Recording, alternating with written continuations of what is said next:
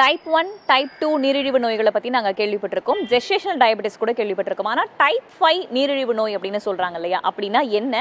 யார் யாருக்கெல்லாம் இது வர்றதுக்கான வாய்ப்புகள் இருக்குது? டைப் 5 டயபெட்டிஸ் வந்து மால் நியூட்ரிஷன் ரிலேட்டட் டயபெட்டிஸ் அப்படின்னு சொல்லுவோம். ரீசெண்டாக இந்த international diabetic federation April 8th தாய்லாண்டில் வந்து they had a meeting, world congress meeting. Then they have recognized this as a new entity, type 5 diabetes அப்படின்ட்டு. இது ஒரு புதுசுன்னு கேட்டிங்கன்னா இல்லை, இட் இஸ் பீன் தேர். 1950ஸ்லேயே உங்களுக்கு வந்து ஏஷியன் கண்ட்ரீஸ்லாம் வந்து பார்த்தீங்கன்னா இந்த diabetes okay it's been there. இது பற்றி நிறைய ரிசர்ச் பேப்பர்ஸ்லாம் வந்து கொடுத்துருக்காங்க. அதில் வந்து 75 ஏஷியன் இந்தியன் மென். இந்த மென்னில் வந்து சில பேருக்கு மட்டும் ஒரு 25 அரௌண்ட் 20-25 இந்த எந்த டைப் ஆஃப் டயபெட்டிக்கும் ஃபிட் ஆகலை. டைப் 1லையும் ஃபிட் ஆகலை, டைப் 2லையும் ஃபிட் ஆகலை, லீன் டயபெட்டிஸும் ஃபிட் ஆகலை. Other type call MODY, that is maturity onset diabetes of young. So இந்த எந்த டயபெட்டிஸ்லையும் ஃபிட் ஆகலை, இது வேறு மாதிரி இருக்குது. இது வந்து மால் நியூட்ரிஷன் ரிலேட்டட் தான் அப்படின்ட்டு they found out. So after that recently they have labeled it as type 5 diabetes, that is malnutrition குறைபாடு related நீரிழிவு நோய். ஊட்டச்சத்து குறைபாடு இருப்பவர்களுக்கு இந்த டைப் 5 நீரிழிவு நோய் வருவதற்கான வாய்ப்பு இருக்குன்னு சொல்லியிருக்கீங்க. இதை எப்படி கண்டறிவது? இதற்குன்னு சில அறிகுறிகள் இருக்கா?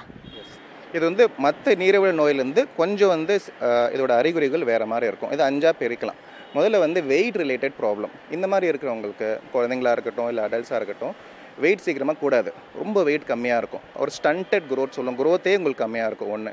ரெண்டாவது வந்து ஒரு காமனாக இன்ஃபெக்ஷன்ஸ் இருக்கும். என்னென்ன இன்ஃபெக்ஷன் பார்த்தீங்கன்னா யூரின் இன்ஃபெக்ஷன், அதுக்கப்புறம் ஸ்கின் இன்ஃபெக்ஷன், ஒரு சின்னதாக ஒரு புண்ணு வந்தாலும் வராது. So this is complicated infection. மூணாவது வந்து கேஸ்ட்ரோஇன்டெஸ்டினல் ப்ராப்ளம். ஒரு பசி ஒழுங்காக எடுக்காது, சீக்கிரமாக ஜீரணம் ஆகாது, சில பேருக்கு லூஸ் மோஷன் ஆகலாம் அந்த மாதிரி.